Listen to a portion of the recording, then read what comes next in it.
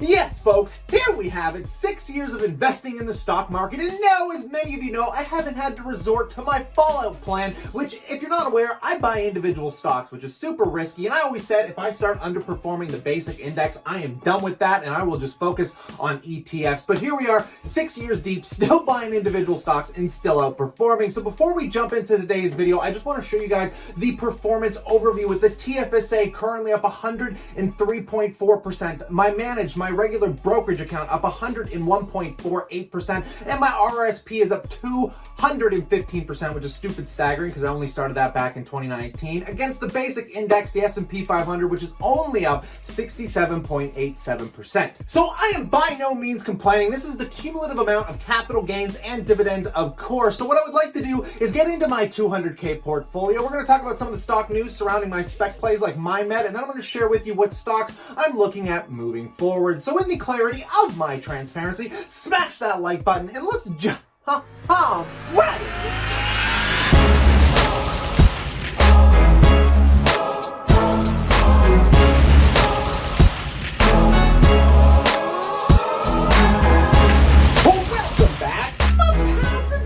Investors alike, and as we do here on Fridays, before we jump in to the individual brokerage accounts and kind of update you guys on what the heck's going on, the portfolio overview today is worth $197,557. Yes, we are down now below that 200K mark, primarily due to the fact that my cash position has dried up pretty heavily. As you know, in the video I posted yesterday, I bought a different car. I spent $7K on a used car to kind of bring down my overall expenses, being a frugal bugger that I am. So taking a look, my cash position right now is only worth $2,433, and I need to start scaling that up and, re-throwing money in there just to get my emergency fund back to where it was. But I feel a lot less anxious because my current car is kind of falling apart, so that anxiety is gone. And the biggest movements in this account by far have to be in my healthcare sector, of course, thanks to Mindmed and Johnson & Johnson performing pretty well. Those positions have scaled up pretty drastically since Mindmed has pretty much doubled for me. If we take a look at my healthcare sector, currently we're $26,347.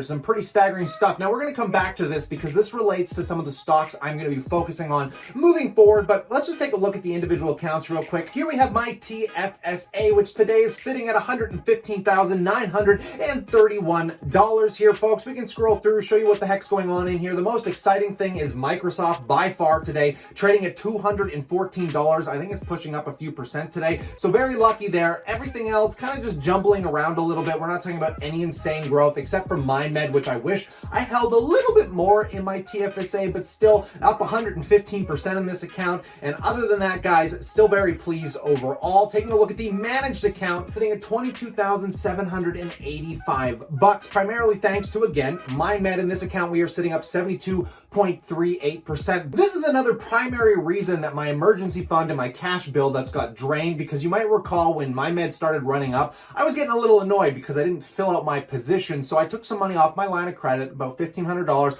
threw it in Mindmed. Thank God I did, because I'm up well from what I paid for it. And then I took $1,500 off my cash position and threw it into that line of credit, so I'm like net zero, and I actually own these shares. Kind of a little risky play, but it's kind of working out, so let's hope it continues moving forward. And I'm going to update you guys in a second on why Mindmed dropped so much today, because it's down about 10%.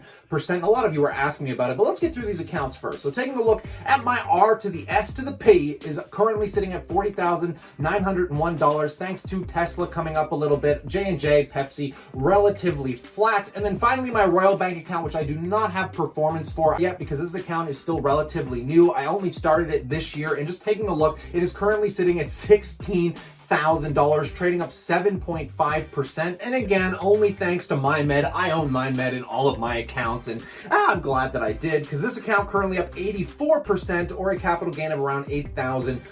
And the only other stock that I have in here for growth is obviously Facebook, which is trending sideways. And just to comment, because a few of you have been asking me about Ryokan, which has been trading flat to the downside, because unfortunately here in Ontario, there are a lot of new regulations and stipulations. They are shutting theaters down. They are shutting gyms down the CV virus is running rampant, and this was something that I was expecting, but I honestly think RioCan, being fairly well capitalized, I will be drilling into their next earnings, which will be coming up, I do believe, in November, just to see how they're holding up through this. But like I said, not buying this for this year. The dividend should be sustainable and reliable, which is over like a 10% right now, and I'm still holding strong, reinvesting those dividends for the time being, but I'll let you guys know if that changes. Now, let me just quickly talk about the Mindmed news here, and then we're going to get into some stocks that I'm looking at. And just taking a look going into today, the stock dropped a whopping 13% this morning, and a lot of people were wondering why, and it primarily came to the fact that they just did some share dilution, which I was honestly kind of anticipating, because usually when these smaller cap companies start to get a lot of traction and a lot of growth, you got to remember, just because the stock price goes up doesn't mean they actually make more money. I mean, those were previously issued shares, so they were able to sell a whopping 25 million shares at $1.05 a share, which is just stupid. Because if you've been on this hype train as long as I have, your cost average is well below $1.05, and it is really nice seeing that people are willing to pay $25 million for shares. So at least they raised some more capital to keep growing the company, keep doing acquisitions, and keep scaling their research. And this is the only reason why, guys, when they issue more shares, it dilutes you as a shareholder. Yes, it sucks, but it does mean there is demand, and it's probably a good sign looking forward while we wait for this NASDAQ listing to hopefully come before the end of the year. Now, putting that aside, the stocks that I am looking forward to, because obviously I am done buying Mindmed, I am definitely done buying RioCan, and I already filled my healthcare position being J&J this year. So what am I going to be doing looking forward? Well, first thing I'm going to do is step back a little bit. I want to keep stacking cash, but I will be investing month over month, because I always try and take 50% of my income, whatever I have left over, and dump it into some stocks. And the stocks that I'm currently looking at to continue diversifying my portfolio really come down to my sector allocation. And you might be thinking, well, you have no telecommunication, you got no materials in there, and no, I'm probably not going to buy either of them. And my focus right now is going to be toward financials, which comes as no surprise, because I told you guys I really like the Canadian banks. I think my position's still relatively small for the portfolio, and I wouldn't mind bringing it up with one more bank, which we're going to take a look at. And then in the other sector I'm looking at is primarily for stability, and in relation to Pepsi, of course, we're talking about consumer staples. And I truly believe those are some of the most sound investments you can make next to utilities, because utilities are very stable investments for dividends, and so are consumer staples, because people still need to buy food, they still need to eat, and they still need to buy toilet paper. So let's take a look at some of the stocks in these sectors that I'm going to start probably averaging into here sooner or later. And the first two on my list is the debate between the Royal Bank and Toronto Dominion Bank. The primary reason I'm focusing on these companies right now is because they're Canadian stocks, and I will not be loading these into any of my tax advantaged accounts because they are already maxed. But if I buy these outside in a regular brokerage account, luckily here in Canada we get benefits for buying Canadian stocks, in which we only pay capital gains tax on 50% of the dividends. So you get half the dividends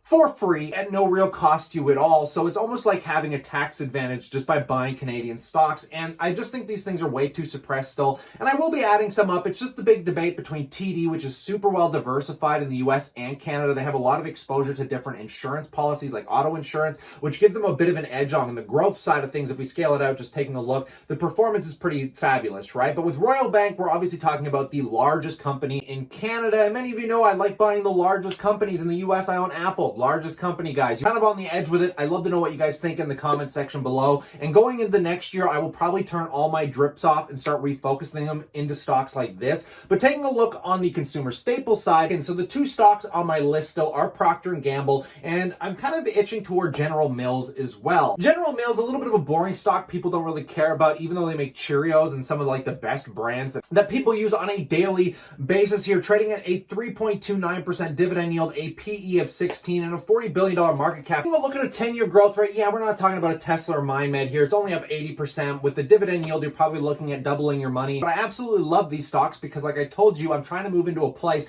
where I can rely on my dividends, and there's not many stocks out there that you can say are as reliable as these guys are right here. Now, I still wouldn't mind maybe averaging in a little bit more Pepsi, but I'm not sure how I'm going to approach that just yet. And the account that I will be primarily focused on trying to achieve these stocks is somewhere in my TFSA, but I do not plan on doing it specifically significantly this year. Because going into next year, guys, the TFSA will allow me to probably load in another $6,000 or $7,000, which I will probably focus into one of those companies, at which I also plan on adjusting this portfolio's weighting averages. I might scale down some of my Microsoft position and my Apple just to give me a little bit more cash on the US side of the border to maybe put, some Pepsi in here, maybe some General Mills. Not too sure just yet, so we'll see what next year brings. We're going to continue these discussions this evening over on our live stream channel over at the Passive Income Educator. If you guys want to join us there to talk the hot stocks, the news, and just generally have a Friday night discussion, chill with the boys and gals, come on over, guys. I'd really appreciate it if you support the other channel as well, if you like the live stream side of things. But that is generally it for today. I'm hoping the stock market stays flat or continues a little higher, so as I add cash, we can finish the year over $200,000. We'll have bought a nice new kind of used reliable car, and I'll be sitting in a fairly comfortable position as my YouTube channel, thanks to you guys, continues to grow and gives me some stability in these tumultuous times. So stay cool, stay awesome, and I look forward to catching you guys tomorrow.